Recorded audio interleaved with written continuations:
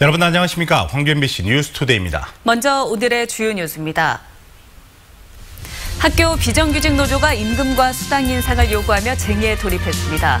요구가 관철되지 않으면 파업도 불사한다는 태세입니다. 5.18 당시 계엄군이 자행한 성폭행 사건에 대해서 국방부가 오늘 공식 사과합니다. 광주 도시철도 2호선의 운명이 이번 주말 결정됩니다. 건설하자는 쪽과 안 된다는 쪽의 주장을 비교 요약해 두 차례에 걸쳐 보도합니다. 광주시는 현대차 투자유치 협상을 이번 주 안에 마무리 짓기 위해서 현대차 경영진과 노조에게 적극적인 협조를 요청했습니다. 학교 비정규직 노조가 열악한 처우를 개선해달라며 시도교육청과 임금교섭을 진행하고 있습니다. 하지만 근속수당 인상 등의 문제에 이견을 좁히지 못하고 있습니다. 노조 측은 다음 주까지 교섭이 타결되지 않으면 총파업을 불사하겠다는 입장입니다. 송정근 기자의 보도입니다. 7년째 광주의 한 초등학교에서 비정규직 조리사로 일을 하고 있는 43살 김혜정 씨. 하루 8시간씩 주 5일을 일해 최저임금 수준인 월 160만 원의 기본급을 받습니다. 하지만 이 월급조차도 방학이 되면 일감이 없기 때문에 받을 수가 없습니다. 방학 동안에는 근무를 하지 않고 그러다 보니까 이제 급여가 아예 없는 상태여서 아르바이트를 뛰고 계시는 분들이 이제 굉장히 많은 상황이에요. 광주의 한 문화회관에서 18년째 시설관리 실무사로 일하고 있는 47살 하승태 씨도 최저임금을 조금 넘는 수준의 기본급을 받고 있습니다. 공무원과 같은 일을 하고 있지만 근속수당 등 각종 수당에서 차별을 받고 있습니다. 동일한 근무하고 동일한 노동을 함에도 공무원들은 우리가 받지 않고 있는 기술정보수당이나 유흥수당을 받고 있습니다. 학교 비정규직으로 일하고 있는 노동자들이 이런 열악한 환경을 개선하기 위해 시도교육청을 상대로 지난 9월부터 임금교섭을 벌이고 있습니다. 특히 이번 교섭의 쟁점은 기본급과 근속수당 단계적 인상안인데 이 두 가지 쟁점에 대해서 노사가 이견을 좁히지 못하고 있습니다. 노조는 기본급 5% 인상과 2022년까지 근속수당을 5만 원으로 올려달라고 요구하고 있습니다. 하지만 교육청은 기본급은 2.6% 인상, 그리고 근속수당은 인상 불가라는 안을 제시했습니다. 기본급 인상하고 어찌됐든 근속수당 5천 원만 더 인상해달라는 게 저희들의 요구입니다. 최종적으로는 어찌됐든 그런 상황인데 아예 못 해준다는 거죠. 지난달부터 파업 찬반 투표를 벌여 92%가량이 찬성표를 던진 학교 비정규직 노조는 이번 달 15일까지 사측이 답을 제시하지 않으면 총파업에 돌입하겠다는 입장입니다. 광주 전남 학교 비정규직 노동자 중 85%가량인 9천 명 정도가 노조에 가입해 있는 상황에서 교섭 결과가 어떻게 될지 주목되고 있습니다. MBC 뉴스 송정근입니다. 5.18 당시 계엄군이 자행한 성폭행 사건에 대해 국방부가 공식 사과합니다. 장경도 국방부 장관은 오늘 국방부 브리핑룸에서 국민과 광주 시민에게 사과하는 내용의 입장문을 직접 발표할 예정입니다. 5.18과 관련한 국방부 장관의 사과는 지난 2월 계엄군 헬기 사격에 대한 사과 이후 이번이 두 번째입니다. 한편 이낙연 국무총리는 어제 국회 예산결산위원회에서 5.18 성폭행 피해자와 광주 시민들에게 사과했습니다. 오늘은 절기 입동입니다. 입동은 서리가 내린다는 절기 상간과 첫눈이 내린다는 절기 소설 사이에 위치해 있는데요. 절기상으로는 벌써 겨울로 접어들었습니다. 절기 입동인 오늘은 대체로 흐린 가운데 약한 비가 오락가락하겠습니다. 예상되는 비의 양은 광주와 전남의 5mm 미만으로 많지 않은데요. 현재 레이더 영상 보시면 서해상을 중심으로 비구름대가 형성돼 있습니다. 오전 중에는 이 비구름대가 동북동진하면서 비를 뿌리겠고요. 잠시 소강 상태를 보였다가 오후부터 또다시 전 지역에 산발적인 빗방울을 뿌리겠습니다. 오늘 약한 비가 지나긴 하지만 미세먼지를 해소하긴 어렵겠습니다. 오늘도 미세먼지와 초미세먼지 농도가 나쁨 수준이 예상됩니다. 오늘도 주의하셔야겠습니다. 흐린 날은 내일도 계속되겠습니다. 내일은 오늘보다 더 많은 양의 비가 내리겠는데요. 남해안 지역에는 최고 60mm, 광주와 남해안을 제외한 전남 지역에는 최고 40mm의 비가 예상됩니다. 내일 비가 내리는 지역에서는 돌풍과 함께 천둥, 번개가 동반되겠고요. 특히 해안 지역을 중심으로 많은 양의 비가 예상되는 만큼 비로 인한 피해가 없도록 대비 잘 해두셔야겠습니다. 현재 기온 살펴보시면 광주가 11.7도, 담양 10.7도, 화순 9.6도 등으로 어제 같은 시각보다 4도가량 높게 시작하고 있습니다. 한낮 기온은 광주가 16도, 담양도 16도, 장성은 15도 등으로 어제보다 3, 4도가량 낮은 가운데 쌀쌀한 날씨가 예상됩니다. 오늘 목포와 부안은 15도, 영암 17도, 강진의 낮 기온은 18도가 예상되고요.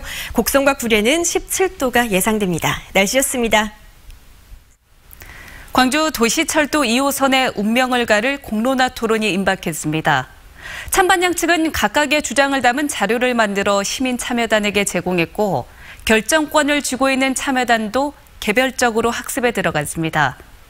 자료집에 찬반양 측의 주장을 요약해 2차례에 걸쳐 보도해드립니다. 김인정, 김철원 두 기자가 양측의 논리를 대변하는 식으로 구성했습니다.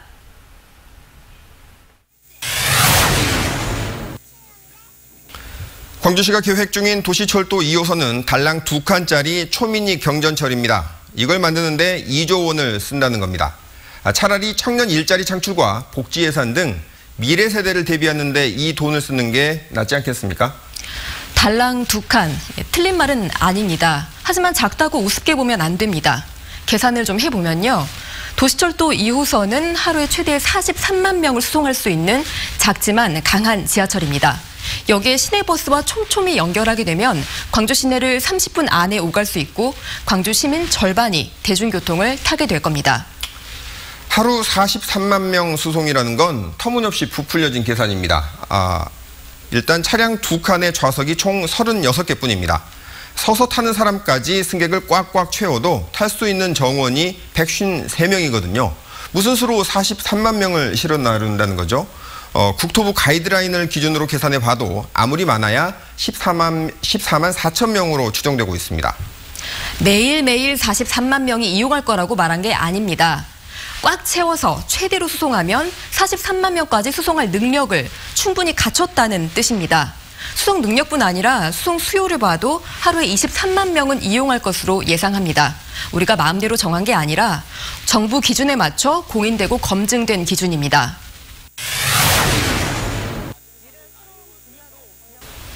도시철도 2호선을 건설하면 지역 경제에도 도움을 줄 수 있습니다. 사업비 2조 원 가운데 60%, 1조 2천억 원이 일단 국비로 지원이 되고요.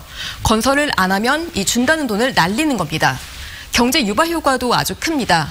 KDI는 생산과 부가가치 유발 효과가 전국적으로 4조 7천억 원, 광주에서만 2조 6천억 원에 달할 것이라고 예측했습니다. 방금 말씀하신 건 면밀한 검증이 필요한 주장입니다. 1호선 운영 적자가 연간 500억 원이고 여기에 2호선이 개통되면 운영 적자가 1,300억 원에 달할 겁니다. 1, 2호선 운영 기간을 20년으로 가정하면 누적 적자가 3조 원이 넘고 30년으로 가정하면 4조 6천억 원입니다. 경제 유발 효과를 이 적자가 압도하게 되는 겁니다. 하지만 역세권이 만들어지면서 생기는 부수적인 지역 경제 활성화도 있지 않겠습니까? 2호선 노선 주변으로는 대규모 주택 단지가 있고 주변 상권이 형성돼 전철이 생겨서 만약에 유동인구가 늘어나면 새로운 역세권이 생길 겁니다. 그런데 실제로 역세권이 생겨야 그 역세권 효과라는 게 발생하지 않겠습니까? 역세권은 지하철의 수송 비중이 20%는 돼야 만들어지는데 2호선 수요 예측을 보면 수송 비중은 10%에 불과합니다. 게다가 사람들이 오래 머무는 게 아니라 잠시 대기하는 저심도식 정거장인데 어떤 역세권 효과가 있을까요?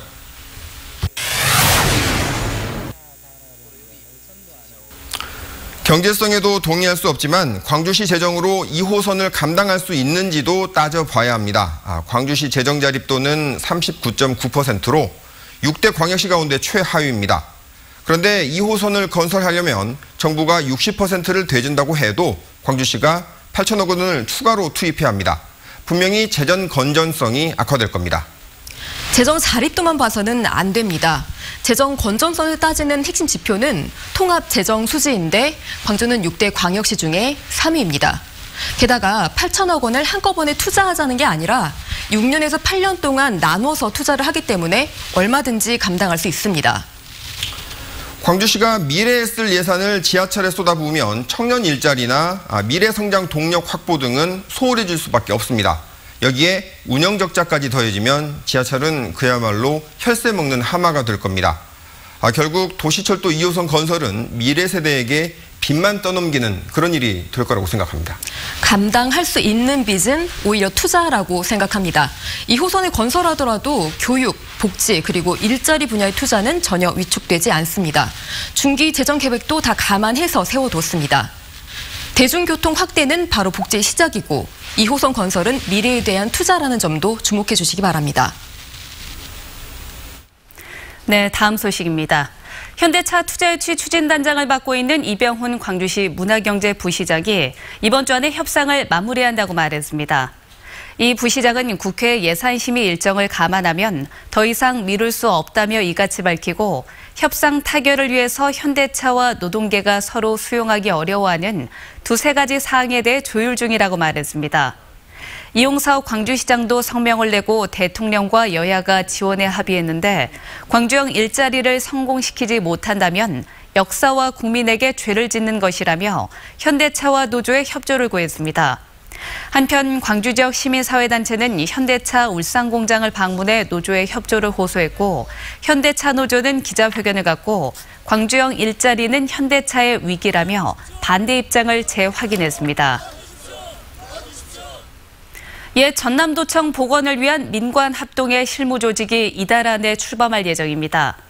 옛 도청 복원 전담팀은 문체부와 광주시 아시아문화원과 민간 출신 등 모두 7명으로 구성되고 자료 수집과 의견 수렴 등의 활동을 지원하는 것은 물론 원형 복원을 위한 기술 검토와 사후 활용 방안 등도 전문기관과 함께 연구할 예정입니다.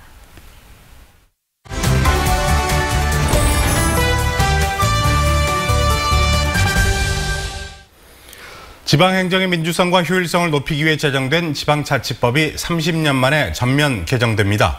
김부겸 행정안전부 장관은 지난주 지방자치의 날 기념식에서 관련 개정 법안을 발표했습니다. 네, 개정 방향과 의미는 무엇인지 박재만 참여자 71 사무처장과 자세한 이야기 나눠보도록 하겠습니다. 안녕하십니까? 네, 안녕하세요. 네, 안녕하십니까? 네, 30년 만에 전면 개정된 지방자치법. 핵심 골자가 어떻게 되죠? 네, 맞습니다. 지방자치법이 이번에 30년 만에 바뀌는데요. 네. 행정안전부는 이번 개정안이 통과가 되면 주민들의 직접 참여 강화를 통한 어떤 실질적인 지역 민주주의가 구현되고 또 지방자치단체의 자율성과 책임성이 높아질 것이다. 그리고 그동안 수직적 관리 감독의 관계였던 중앙과 지방이 이제는 협력적 동반자 관계로 전환될 것이다. 이렇게 밝히고 있습니다. 네, 그러면 개정안에 따르면 일반 지역 주민의 삶은 어떻게 바뀌는 건가요? 개정안을 좀 자세히 살펴보면 무엇보다도 지역 주민의 참여권 그리고 주민 참여 제도가 이렇게 실질화되었다고 이렇게 볼 수 있는데요. 그중 하나로 주민들이 직접 참여하는 풀뿌리 주민자치기구인 주민자치회가 이제 법적으로 명시가 되었습니다. 네. 그리고 아주 중요하게 주민들이 이제 필요하면 조례를 만들어서 직접 만들 수 있는 주민조례 발안제가 도입돼 가지고 주민들의 생각이 앞으로는 조례로 정책으로 예산으로 만들어질 수 있는 길이 생겼고요. 또한 주민들이 이렇게 직접 참여해서 권리를 행사할 수 있는 주민조례 발안제, 주민투표제, 주민소환제 이런 것을 행사할 수 있는 나이가 19세에서 18세로 낮아졌습니다. 네. 그래서 고등학생들도 필요하면 자기들이 원하는 조례를 만들어서 지방의회에 제출할 수 있는 이런 것들이 만들어졌습니다. 목소리를 직접적으로 낼 수가 있게 그렇습니다. 됐군요. 예. 그리고 또 완전한 지방자치를 완성하기 위해서는 재정 분권, 재정 자립이 상당히 중요하지 않습니까? 이런 내용도 포함되어 있죠. 그렇죠. 지방 분권에서 재정은 핵심이죠. 네. 그래서 이번 개정안은 크게 지방자치 확대 영역 그리고 지방세 비중 확대 이렇게 둘로 크게 나누어 볼 수 있습니다. 재정 분권과 관련해서는 정부는 현행 8대2인 국세와 지방세의 비율을 2022년까지 7대3으로 늘리겠다 이러한 목표를 세우고 우선 지방세율을 현재 11%에서 내년 15%, 2020년에 21%로 이렇게 단계적으로 인상을 해가지고 2020년에는 총 8조 4천억 원의 어떤 국세를 지방세로 이전하겠다라고 밝히고 있는데요. 네. 문제는 일각에서 애초 문재인 정부가 국세와 지방세 비율을 6대4까지 낮추겠다 이렇게 얘기를 했는데 이번에 7대3으로 낮춰졌고 그러면 그 7대3도 제대로 이루어질 것이냐 그것이 좀 의심스럽다라고 하면서 이번 개정안에서 지방 분권안이 좀 기대와 다르게 좀 미흡하다 이런 평가도 있습니다. 그렇군요. 그럼 이렇게 발표된 개정안은 언제부터 시행이 되는 건가요? 네, 정부는 이번 개정안을 이번 달 11월 달에 입법 예고하고 그다음에 국무회의를 거쳐서 12월 달에 국회에 상정해서 통과시키겠다 이렇게 계획을 세우고 있는데요. 그러나 이제 시간적으로 시행은 너무 촉박해가지고 내년 1월부터 시행하기는 어렵고 네. 아마 7월부터 시행되지 않겠느냐 이런 것들이 대체적인 추론입니다. 네, 지방에서 또 강력하게 요구한 것이 분권형 개헌인데 지금 현재 분위기가 어떻습니까? 문재인 정부는 잘 아시듯이 그 연방 정부의 버금가는 지방 분권을 이루겠다 이렇게 선거 때 공약을 했는데요. 네네. 이번 개정안은 이런 약속을 지키기 위한 어떤 실질적인 조치다 이렇게 평가할 수 있습니다. 네. 2년 전 그 시민들이 촛불 항쟁 때 외쳤던 국민 주권의 확립, 직접 민주주의의 확대, 지역 민주주의의 구현, 지방 재정의 확대 이런 것들이 이번에 이제 권리로서 제도로서 확립되었다고 할 수 있는데요. 그러나 아직 그 완전한 지방 분권을 위해서는 갈 길이 멀죠. 그래서 국가의 사무를 대폭 정부의 지방에 이행하는 그 지방 이양 일괄법 지금 국회에 상정되어 있는데 이런 것들이 좀 조속하게 처리되고 앞으로 지방 분권의 핵심인 재정 분권 이런 것들이 좀 추진되려면 부가가치세법 그리고 지방세법 이런 것들이 이제 국회에서 통과돼야 되는데 과연 이것들이 제대로 통과될지 좀 지켜봐야 될 것 같습니다. 네, 오늘은 지방자치법 전면 개정을 앞두고 박지만 참여달치 21 사무처장님 모시고 이야기 나눠봤습니다. 오늘 고맙습니다. 네, 고생했습니다. 감사합니다. 네.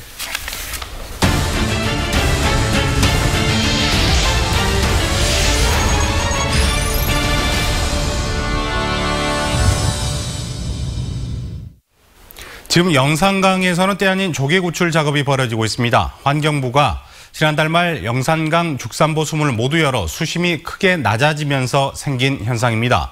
우종훈 기자가 보도합니다. 멀리 죽산보가 보이는 곳에 영산강이 강바닥을 드러냈습니다. 평소에는 강물 아래 잠겨있던 곳인데 어쩐 일인지 진흙이 드러나면서 뻘 아래 박혀있는 말조개와 펄조개 등 민물조개가 모습을 드러냈습니다. 한쪽에서는 사람들이 진흙에 박힌 조개들을 집어다 강물로 되돌려 보내고 있습니다. 수심이 낮아진 이곳 죽산보 일대에는 보시는 것처럼 하천과 펄 등에 서식하는 조개류가 발견됐습니다. 환경부가 지난달 말 죽산보 수문을 모두 열면서 생겨난 현상입니다. 영산강 죽산보와 승촌보 사이 구간의 강물 수심은 수문을 모두 열기 전에 비해 평균 2.85m 정도 낮아졌습니다. 그러다 보니 강변 쪽을 중심으로 얕은 곳에 살던 민물조개와 고둥 같은 어패류가 드러난 겁니다. 지난 일주일 동안 강으로 살려보낸 어패류가 총 15만 개에 이릅니다.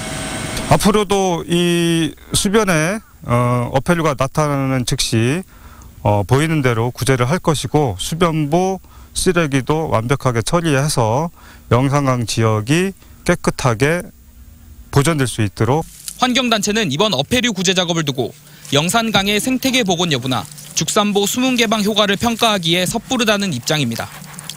지금 죽산보 개방하고 나서 앞으로 좀 환경적으로 어떤 변화가 있을까는 좀 관계 좀 기관하고 저희가 같이 해서 좀 모니터링을 좀 진행하면서 평가를 해봐야 될 것 같고요. 영산강 상류 승촌보의 수문은 지난해 11월 이미 완전 개방된 상태입니다.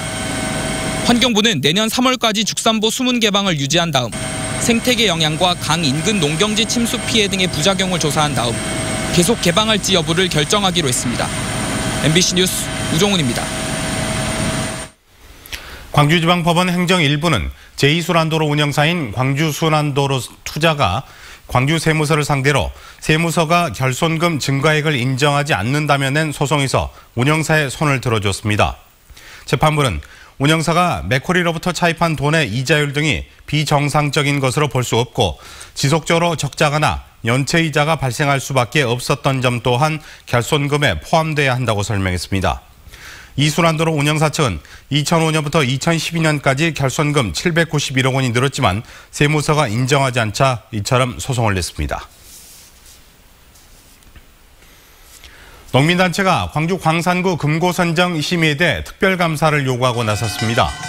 광주시 농민회 등은 성명을 내고 심의위원 위촉과 금고선정 과정에서 하자가 없었는지를 밝혀야 한다며 협력사업비를 많이 주고 이자가 높은 은행을 선정하려면 공개 입찰을 해야지 왜 심의를 진행했냐고 지적했습니다.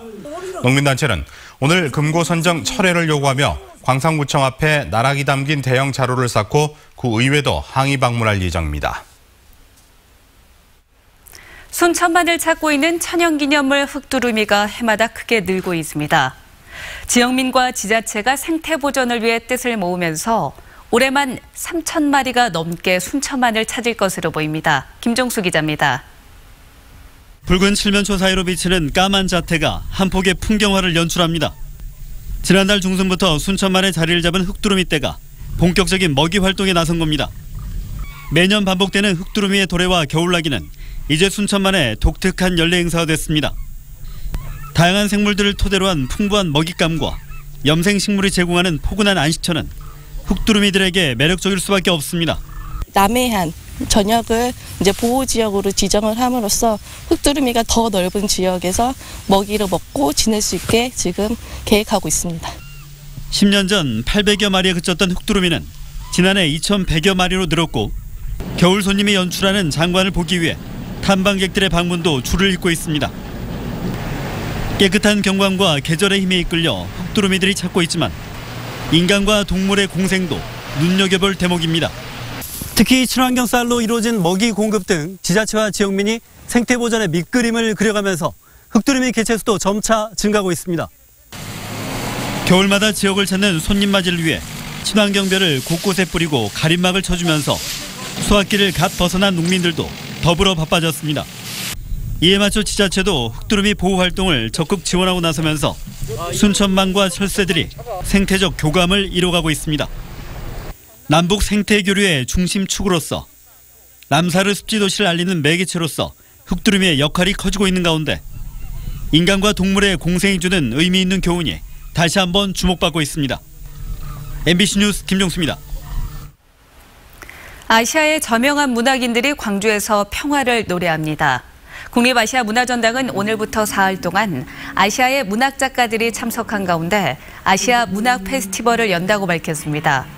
한강과 문태준 씨 등 국내 작가와 몽골 문학의 거장인 담딘 수렌 우리 앙카이 등 아시아 작가들이 참여하는 이번 페스티벌에서는 평화 포럼과 시 낭송회, 작가 대담 등의 프로그램이 진행되고 아시아 문학상 수상자가 발표될 예정입니다. 개막에 앞서 참가자들은 어제 국립 5.18 묘지를 참배하고 희생자들의 넋을 위로했습니다. 빛가람 혁신도시를 품에 안은 나주시가 에너지밸리 조성을 통해서 대한민국 에너지 수도 비전을 구체화했습니다. 나주시는 오는 2025년까지 에너지밸리와 에너지시티, 에너지교육, 에너지복지 등 4대 분야에 2조 238억 원을 투입하는 에너지 수도 나주 비전을 선포했습니다. 이를 위해 에너지 기업 700개 유치와 일자리 3만 개 창출, 그리고 에너지 자립률 25% 달성 등 구체적인 실행 계획을 수립했습니다. 농림업 취업자 수가 지난해보다 5만 6천여 명 증가한 것으로 나타났습니다. 한국농촌경제연구원이 발표한 농림업 분야 고용 동향 분석 정보에 따르면 올해 9월 기준으로 농림업 취업자는 149만여 명으로 지난해 같은 기간보다 5만 6천여 명 늘어난 것으로 집계됐습니다.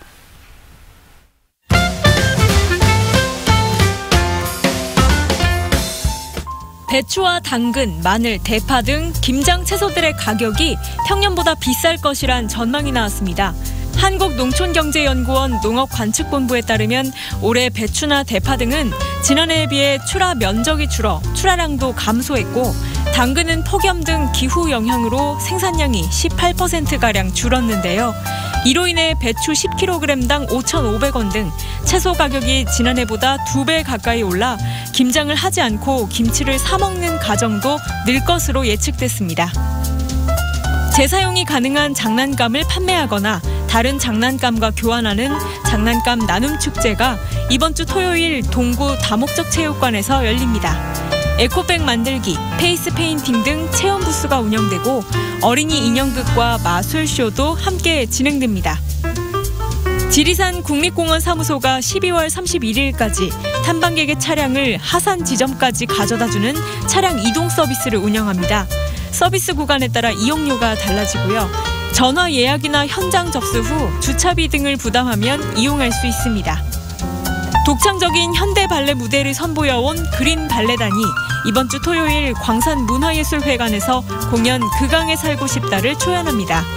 김용택 시인의 시 그 강에 가고 싶다에서 영감을 받아 안무를 구성하고 미디어 아트를 접목해 풀어냈는데요. 공연은 감동 후불제로 진행되며 모금액은 문화 소외계층을 위해 전액 기부됩니다.